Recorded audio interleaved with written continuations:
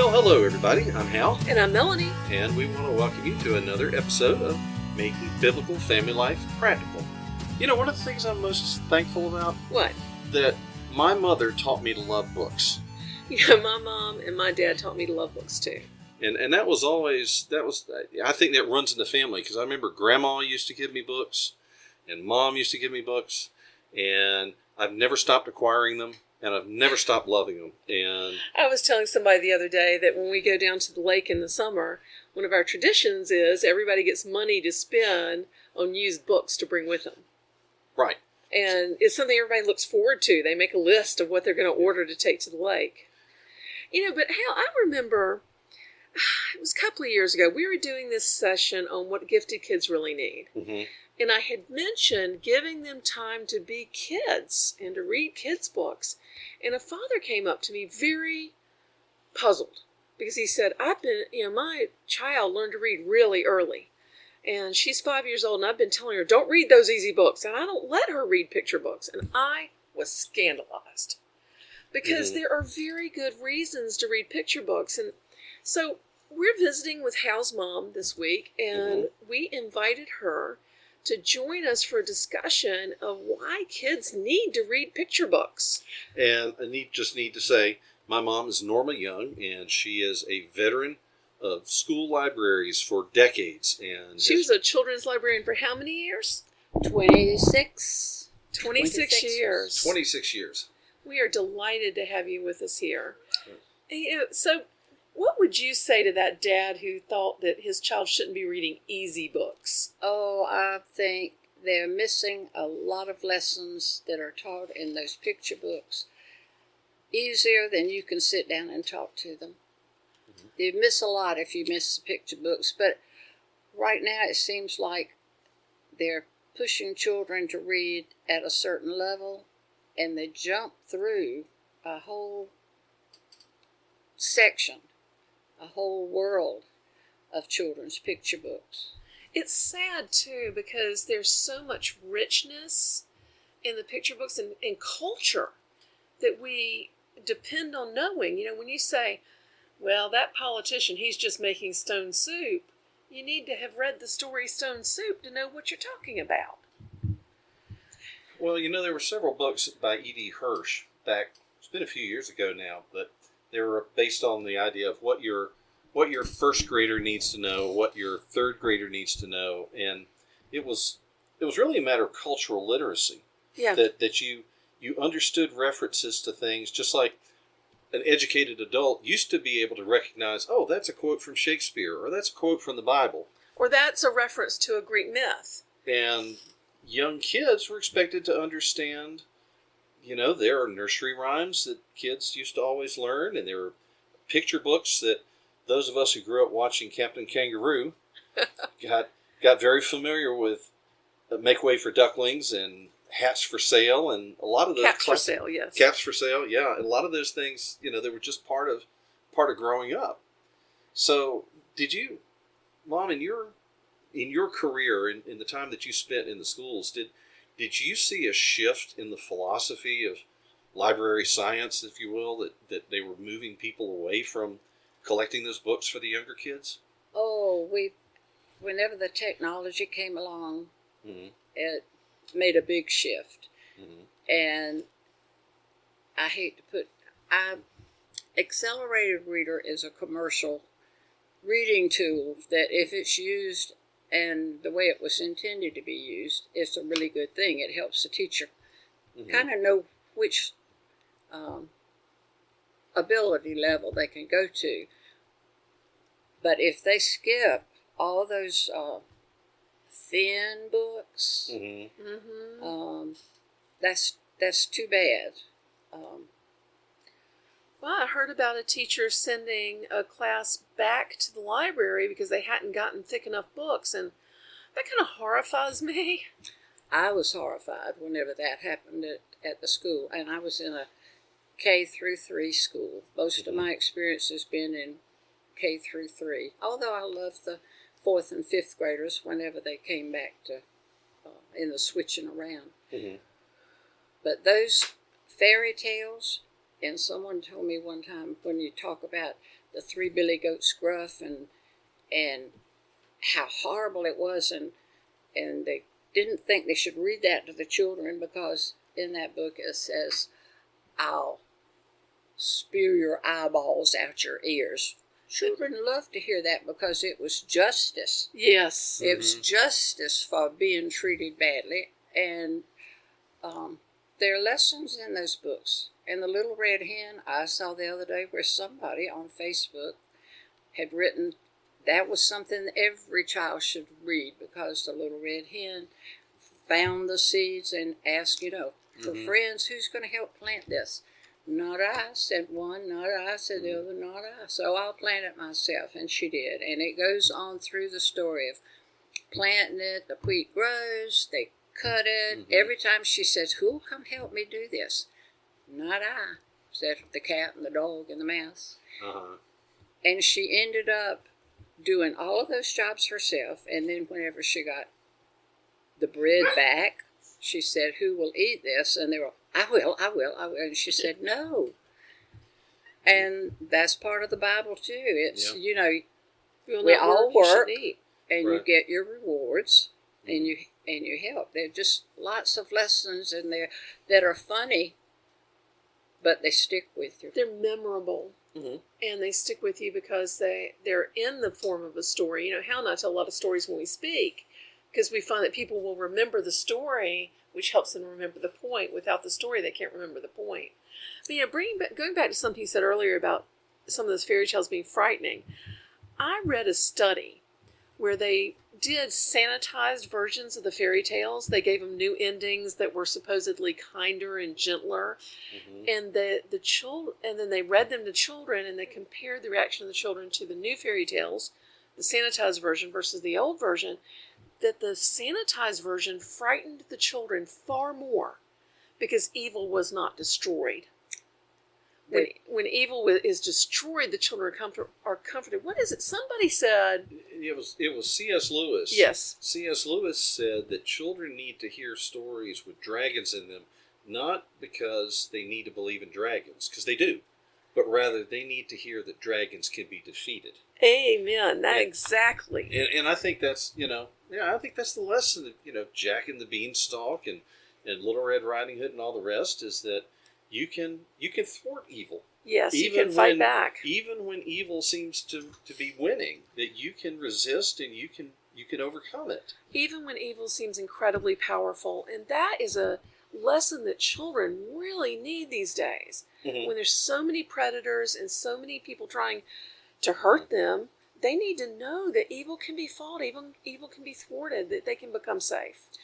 Well, recently I've seen, and I'm not a big fan of technology, but I do look at it every so often. But anyway, recently I've seen reports where somebody has stopped the traffic to let animals cross.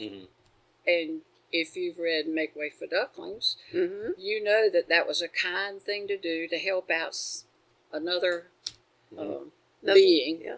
So they're just too many lessons in there to miss. And even when they are reading much faster than Go Dog Go or Dr. Seuss's fun books, when they are reading on their own, they still should not miss the good stories. Absolutely. Oh, that's it brings fluency too.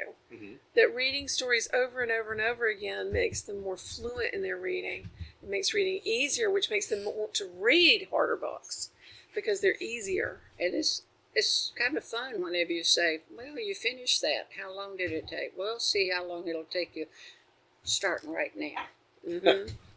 And how fast can you read that page and get all those words? And they start out looking at pictures.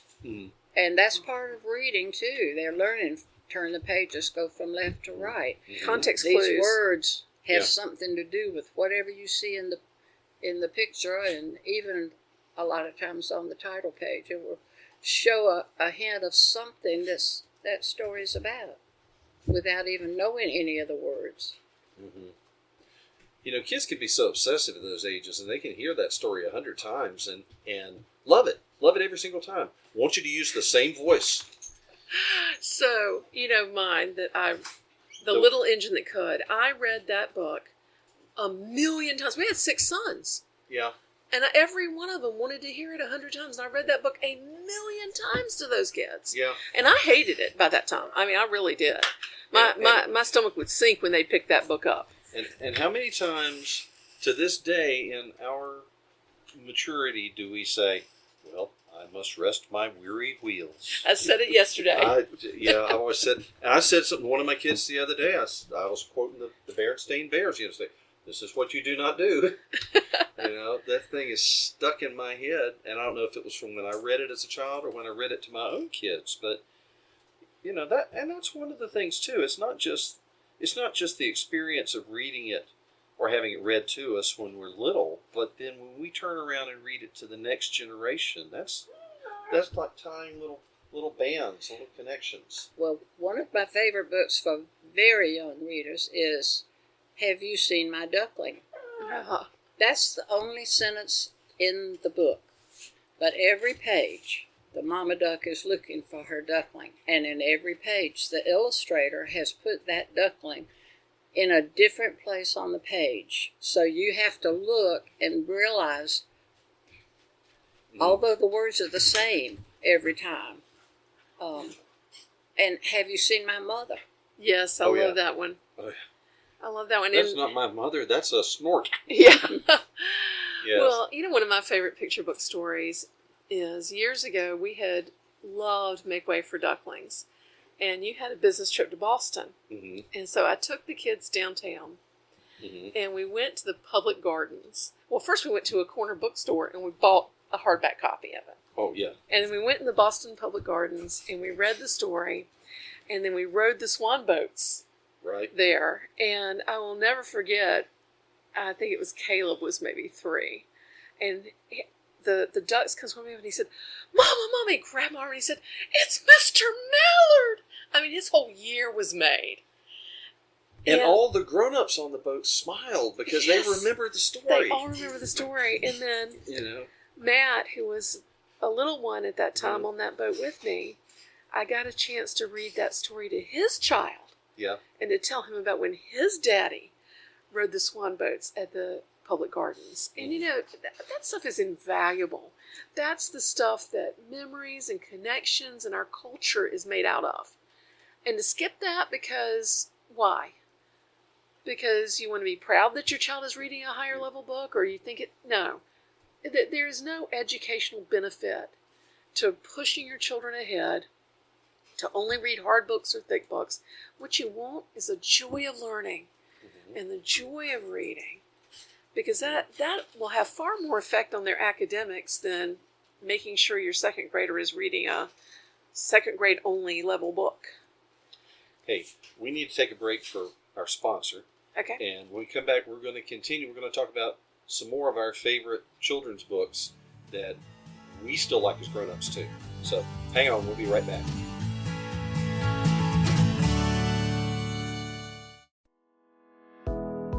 Are you interested in an award-winning online reading program? Well, look no further. With Reading Eggs, your homeschooler will enjoy a highly personalized learning journey designed to support them at every stage. Plus, you'll get 4 programs in one with your subscription. Reading Eggs, Reading Eggs Express, Reading Eggs Junior, and Fast Phonics.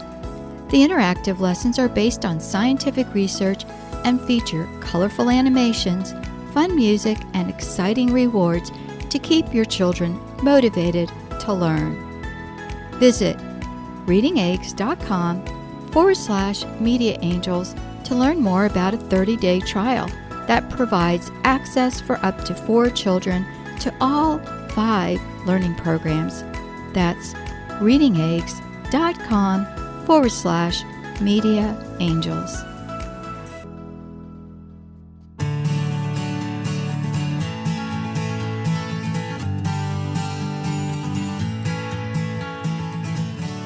Okay, we are having a conversation with my mom, Norma Young, who is a retired school librarian She is a personal expert on children's books, and she has introduced me to so many of them, and my children to many of the same titles. Do you have a favorite? Is there just one favorite that you like the most? Oh, I cannot pick out a favorite. I've got a shelf full of my favorites that I keep where the grandchildren can reach that shelf and pick them out. I don't know that I do have a real favorite. Too many of them. I still pick them up and read them. What about illustrators? Because, I mean, so many children's books, it's really a matter of illustrations as much as the 25 words or whatever. But who are your favorite illustrators? Oh, mercy. Oh, Tommy DiPiola. For one, I love his Christmas book. The Tommy DiPiola's Christmas has a million little things in it to look at and talk about. Every time I say read it, but there's no words in the book. Mm-hmm. When we would sit down or was that Peter Spire's Christmas? That's Peter Spire's Christmas, I'm thinking. Love Peter Spire's. Both of those books, just incredible to talk to the kids about. Oh, if you find Peter Spear's Noah's Ark, you know what it really looked like on Noah's Ark, because there are no words except at the very beginning. And then he has illustrated where the camels were, what it looked like when the camels had been on there 40 days, or the cows, or the pigs, or show them cleaning up and after the animals, because it's a giant floating zoo. Yes. Rosemary Wells has lots of good books that are, a lot of the illustrators now have taken the stories, and instead of people, they have put animals in them because of diverse populations. Right. But Rosemary Wells has wonderful children's books that are just very simple, but they get the message across, and it's a family. Rabbits or something. You know, one of my favorites, Hal, What? that we've read a million times. What? Goodnight Moon. Oh, yes. How many times we read that book, and I always get to the one where it says, and a little old lady whispering, "Hush!" Because by the time I'm ready for them to hush and go to bed. Yeah, we've had multiple editions of that. Some paperback, some little board books, and Lois Linsky. Oh, yes, and I'm thinking about saw a picture of the little house, and yes. I use that with my primary children, because one morning as I was going to school, a truck was moving a house. And so I took that, and we made pictures of a street on one side of the paper, and on the other side we drew houses, or one side was country and one side was buildings and things, and we moved a little house back and forth. There are just lots of fun things that you can do with them or talk about them. You know, Katie and the Big Snow is one all of our little boys loved. Well, I think that's the first one that I remember sitting down and reading it for myself and thinking, yes, I remember this. I remember all of this. I think that's the first one John Calvin read too. Yeah. But, you know, it's a very natural, easy way to learn about maps. Right. And all of our boys went from reading Katie and the Big Snow to drawing maps for themselves, drawing maps of everything. Gosh, yeah, all of those. Now, the original Winnie the Pooh books. Oh, and those are still repeated in technology messages. The original A.A. Milne stories, not the Disney versions, which have their own merits. Yeah, but the original. No, but whenever you see Pooh and Winnie the Pooh and Rabbit sitting on a log, and what day is this? Well, it's Thursday. It's my favorite day. It's not Thursday. It's, what day is this? It's my favorite day. Okay, so one of our girls just snuck over here and handed me a note she'd written. She wanted to mention Mr. Willoughby's Christmas tree. And we talk about that one a lot. Well, you know what? Mr. Willoughby's casserole. Mr. Willoughby's car. Mr. Willoughby's car. Mr. Willoughby's furniture. We have passed things along to our kids. I tell you what, one that we think about a lot in our current political situation, the Emperor's New Clothes. You know, are things really what everybody's saying that they are? Yeah. Is anybody willing to say what they actually see? Yeah. Yeah, and you know, a lot of these are like, they're classics. I won't say old, but then I'll be aging myself too. But a lot of these things are like from the 30s and the 40s. Like, Oh, yeah. Like Madeline.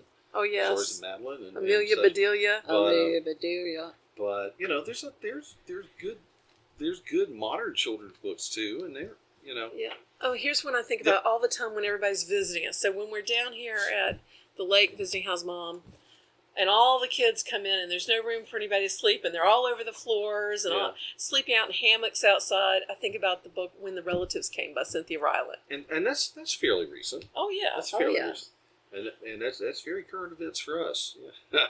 Yeah. So, well, and if you're a granny, get Our Granny.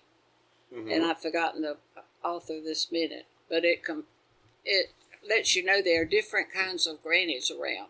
Yes. You know, some of them are a little wobbly, and some of them ride a motorcycle and do different things. Oh. You know, you mentioned Winnie the Pooh. It's kind of interesting. You know, I read that A.A. Milne was actually a serious novelist and playwright, and he started writing the stories with Christopher Robin and his stuffed animals, kind of because he had writer's block for the grown-up material. He was going through some hard times in his life, and we don't.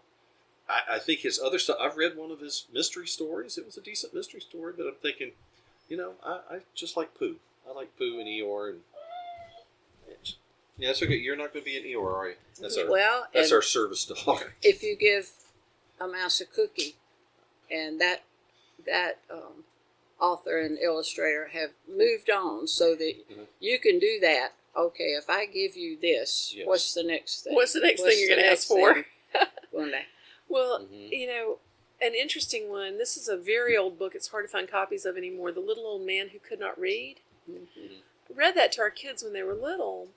I did not realize that one of our boys, at that time, I didn't realize that he was severely dyslexic. And he told me later, as an adult, that he remembered that little old man who could not read, and it gave him hope that one day he'd be able to read. And he didn't read till he was 11, right? But now he's a college graduate and super successful in life. And loves to read. Yeah. But I didn't realize that reading that little picture book would give my boy hope that he'd be able to read one day.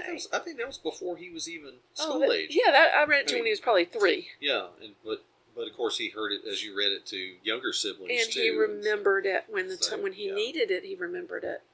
Wow. We are running out of time, Hal. We've talked a long time. We could talk all day long about this, y'all. We have on our site. We'll put a link in the show notes, or you can go out to raisingrealmen.com and search on picture books. Okay. We have a list of picture books that every child should read. In fact, you know what? What? We have a great reading package that we should give them. Okay. And I think let me check. You talk for a minute and I'll look this up, okay? Well, what's in this reading package that we're thinking about giving? That has all our book list. So like all the books that every well-educated child should read, not just the picture books. Yes, okay. It is called Teach Your Kids to Love Reading. It's at raisingrealmen.com/reading pack. It has 4 great book lists, 3 downloadable classes about teaching your kids to love reading and about surviving struggling to read, and discounts too on things at our site. Okay. So go get the Love of Reading resource pack at raisingrealmen.com/reading pack. And we'll put links on our show notes page, which you can find at halandmelanie.com/radio. Right? You got a minute? Yes. I made green eggs and ham. The first year I went back after my children were back in school. I remember that. I made green eggs and ham from Dr. Seuss's story. And had, I don't know how many first grade classes that I cooked green eggs and ham for them. And at several points over the years have gotten the cafeteria to serve green eggs and ham and biscuits for lunchtime. And now, lots of times when I go through a drive-through, somebody will say, I remember Oh, I have been I out to- remember when you fed us green eggs and ham. every time I eat out with you, somebody will walk up with a memory of you teaching them to love books. And lots of times they mention that. They say, I remember when you made us green eggs and ham.